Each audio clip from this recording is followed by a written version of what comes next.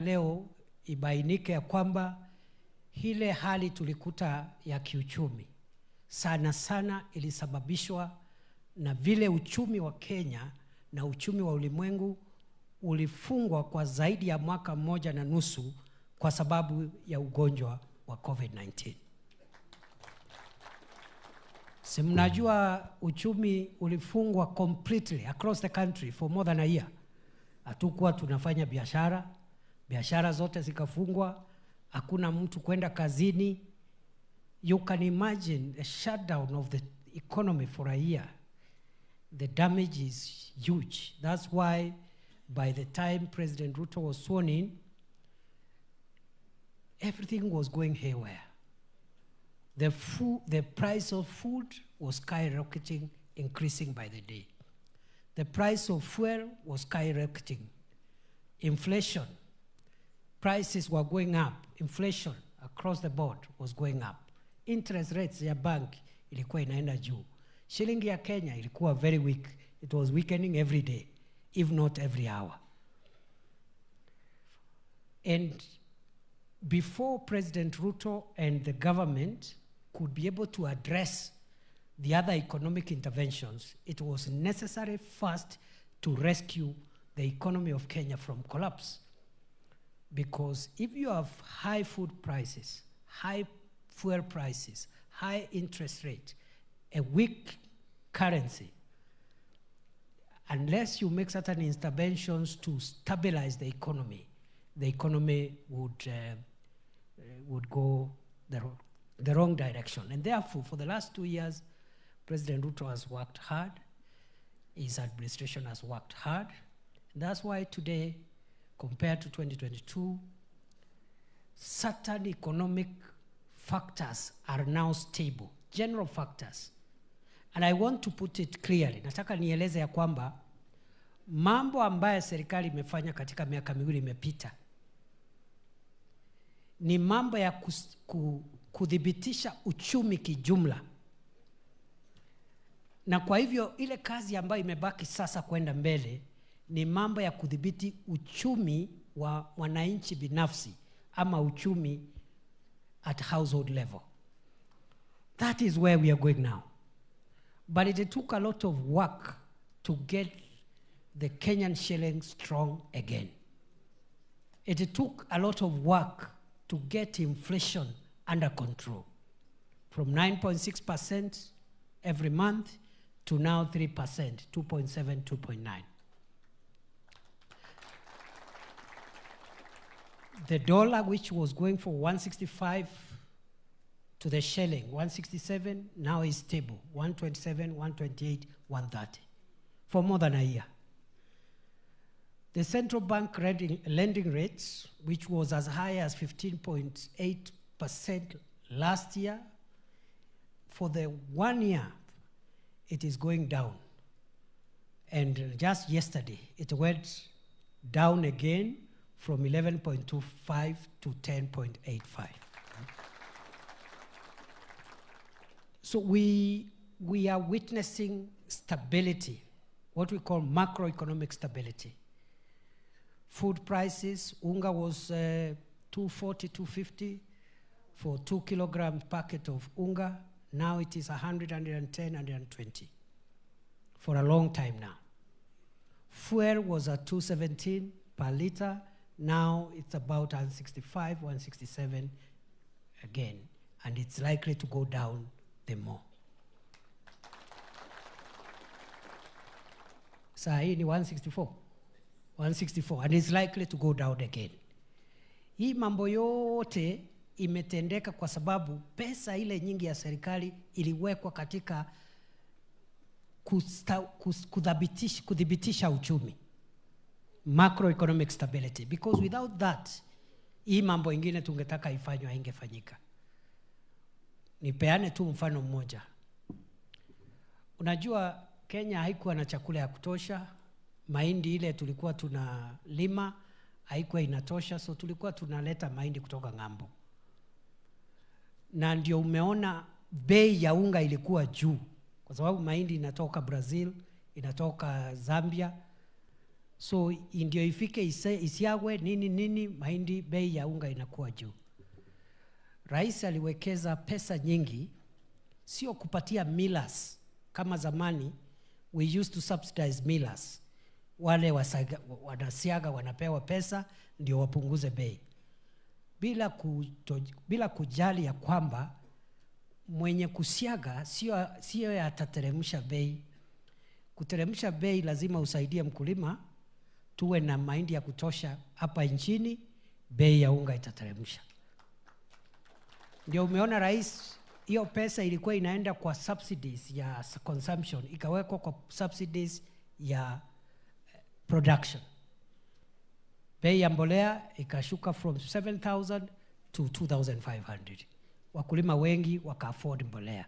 Mungu naye akatupatia baraka ya mvua, bei ya unga ikashuka. Wale watu walikuwa wanavaa sufuria Nairobi wakisema bei ya unga, these days hawaongei na hawasemi ya kwamba unga ilishuka. So that is the work the president and the government has been doing for 2 years. Sasa ile kazi ambayo imebaki ni kazi sasa ya kuweka mikakati ya kuleta pesa kwa mfuko wa mwananchi.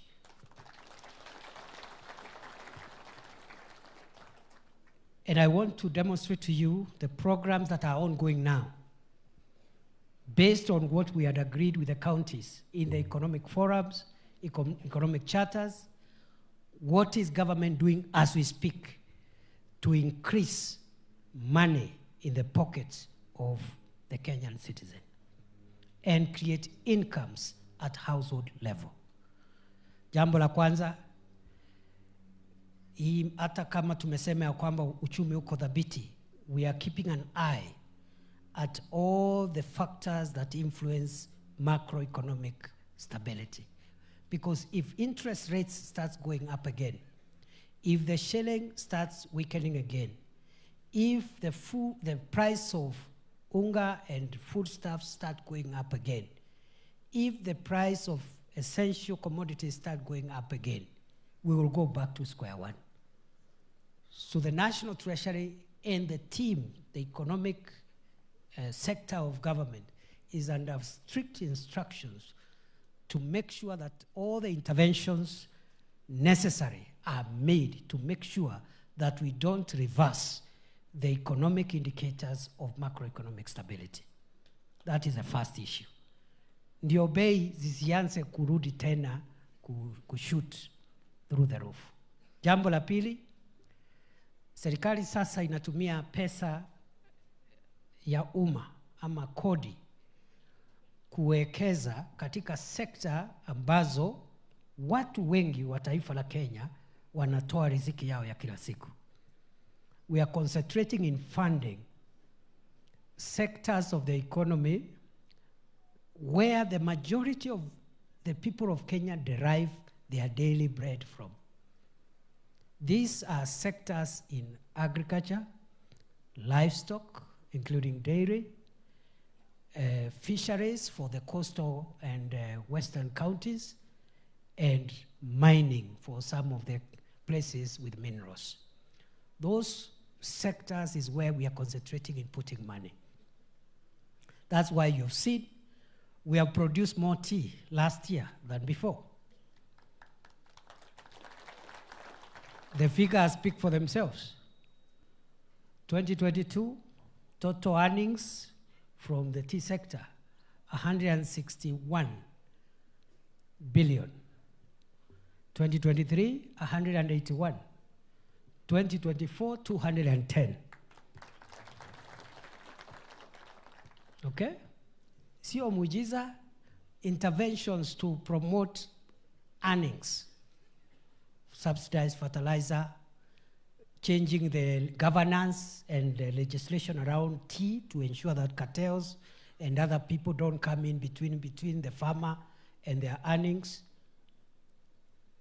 The same for coffee. Coffee, 2022 season, 2022-2023 season, was selling at $188 per 50 kilogram bag. That is in 2022-2023 season.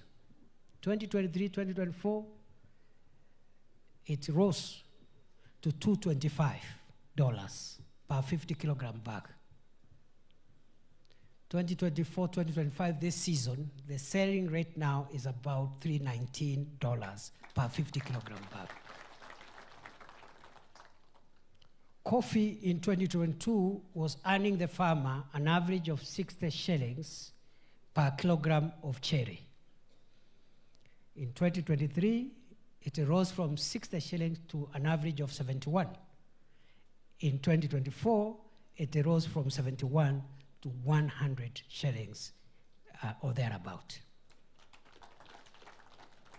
Inapanda ama inashuka? Si mkulima anapata pesa zaidi? So those interventions are all over. I just picked tea and coffee. I can talk about very many other value chains in agriculture, including sugar. As you're aware, this year, Kenya will not import a single bag of sugar. As you're aware, this year, for the first time in many years, Kenya will not import a single bag of maize. So we are working on other value chains that bring money to the pockets of ordinary people across the country. Dairy. I'll just give an example of dairy. 2022-2023, the production, the value of our dairy exports in this region was $4.9 billion. I mean shillings, sorry. 4.9 billion shillings. It rose in the period 2023-24 from 4.9 to 7 billion shillings. I can go on and on and on and on. And therefore, we are making interventions to make dairy more profitable, to make tea farming more profitable, coffee farming more profitable. And the figures for the last 2 years speak for themselves. We are not there yet because we have also to tackle rice, potatoes, wheat, avocado, macadamia, all the nuts.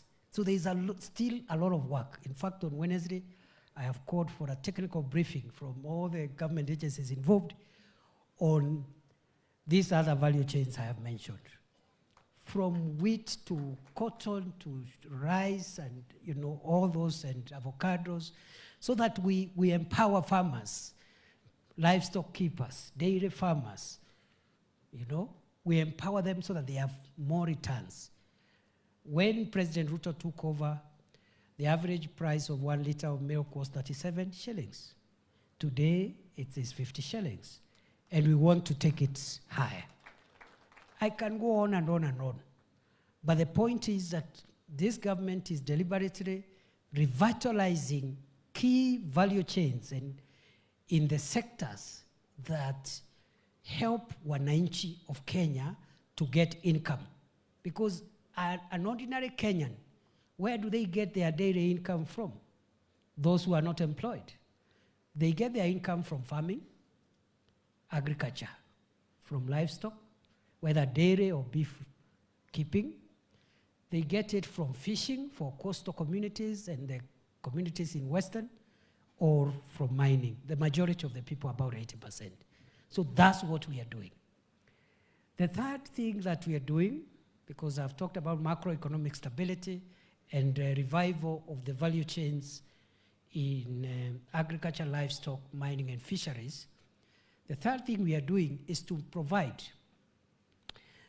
infrastructure that supports production in those sectors.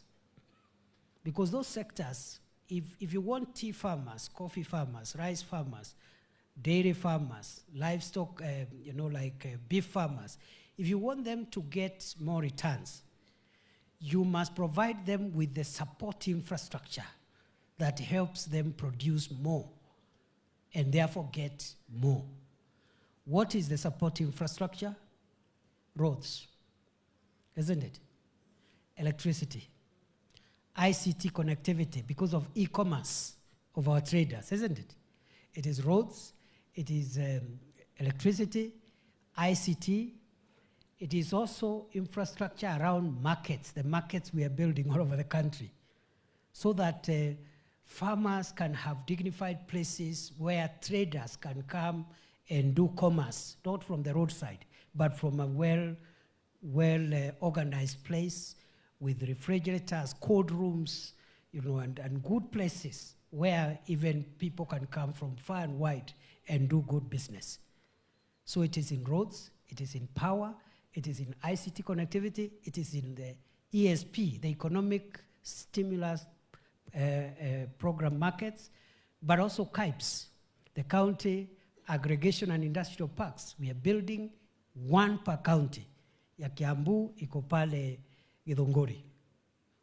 Kweli ama urongo? It is under construction, it is not ready. We are going to talk about it in a short while. It's 25% complete. National government has released 116 million. We still owe another 133.4 million, which we are releasing this month. And the county government must also now release their part because the total cost is 500 million, so that we support them to have that KIPE operational. That county aggregation and industrial park is the first step towards having a manufacturing capacity for Kiambu County and all the counties of Kenya, because that is the place for aggregating products, value addition, sorting them out, packaging them, and then doing a route to market process to make sure that we go to the next level in our quest to be a manufacturing country. So we are providing the support infrastructure to help agriculture prosper. Markets, roads, ICT apps, and KIPES, and all the other things that I've already mentioned about.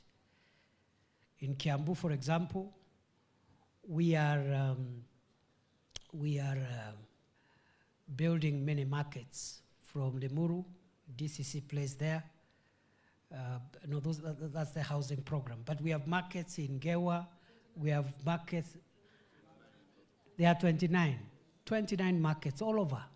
There are too many. From Goingwa in Thika to Gekambura in Kikuyu, all of them, 29 markets. And therefore you'll be seeing me a lot coming to inspect progress of where those markets have reached. And again, that is part of the work of the Deputy President.